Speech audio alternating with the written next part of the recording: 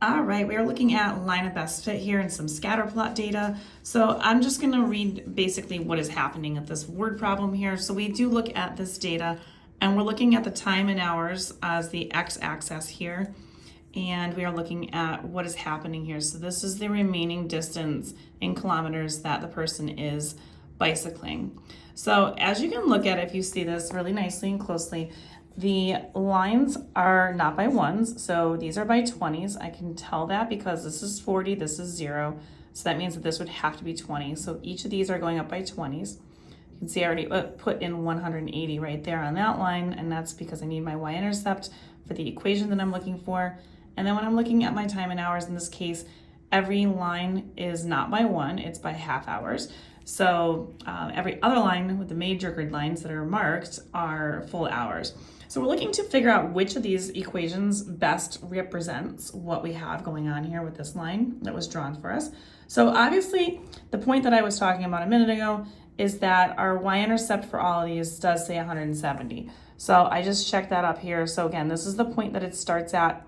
Here's 180, this is 160, this is halfway in between. So that's where that 170 is coming from. Now, because this line is going downward, it is a negative slope. So when I'm looking at these options here, our positive 5/8 x plus 170 can't be that possibility because it's a positive slope. And then this is also a positive slope. This is 25, so that can't be. So it comes down to, is it the negative 25 slope or is it the negative 5/8 slope? I'm not sure why this is so blurry. There we go. All right, so looking at this, what I need to do is find a couple of points that are really good, positive, easy numbers to work with, if I can find them. Now, obviously, we do have this first point here, so we could use that if we wanted to. I see this point right here, so I could use that one as well, and that's actually what I'm going to do. So this is a point that was not a data point, but it is a point on the line. So I am going to use this point, which was 0 and 170, and then this point, which is 2 and 120.